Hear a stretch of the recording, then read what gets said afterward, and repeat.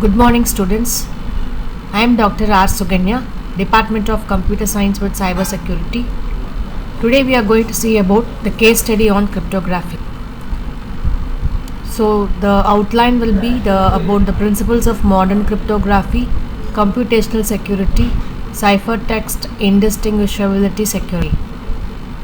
The case study on cryptography, mainly there is a principle called as Kirchhoff's principle. So what is this principle called? The cipher method must not be required to be secret, and it must be able to fall into the hands of the enemy without inconvenience. Shannon maximum: the enemy knows the system. An open design: the security by obscurity which doesn't work, and it should assume that the adversary knows the algorithm. The only secret the adversary is assumed to not to know is a key.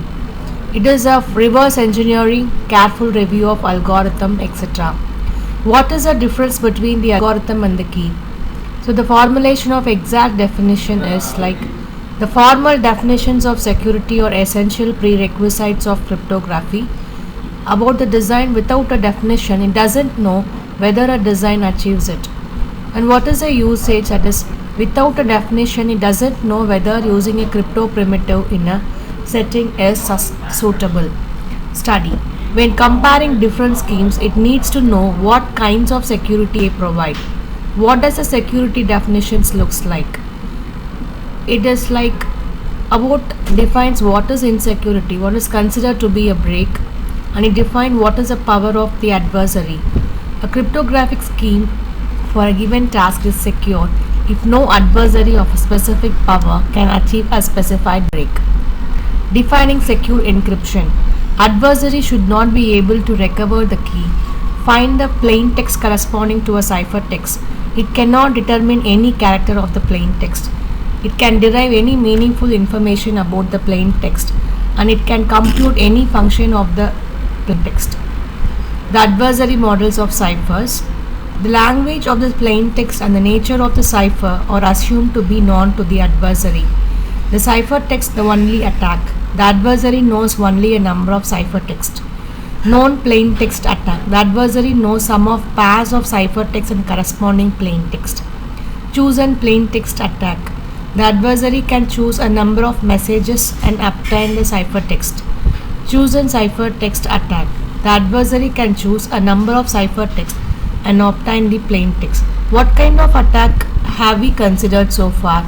When would these attacks be relevant in wireless communications?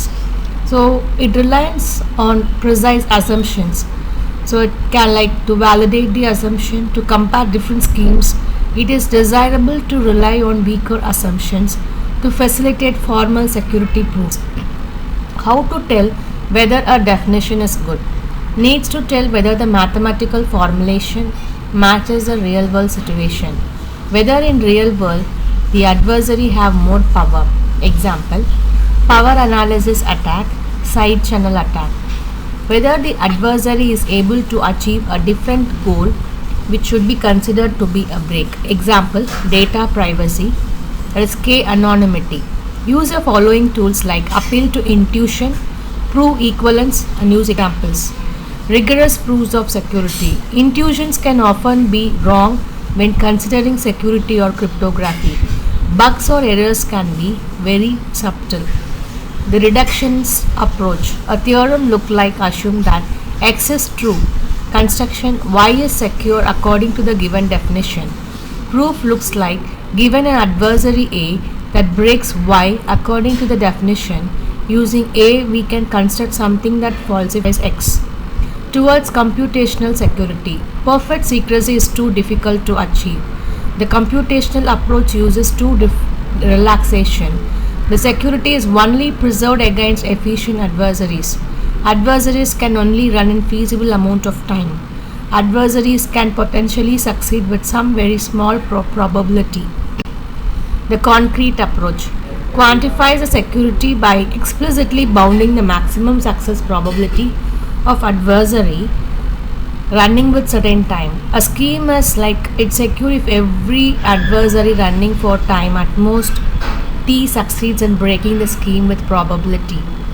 One may also bound t number of computations, CPU cycles, etc. Example, a strong encryption scheme with n bit keys may be expected to be t by 2 power n. So it makes more sense with symmetric encryption schemes.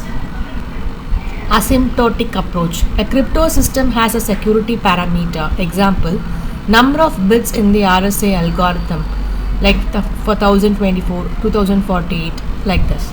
So typically the key depends on security parameter. The bigger the security parameter, the longer the key, the more time it takes to use a crypto system, and the more difficult it is to break the scheme.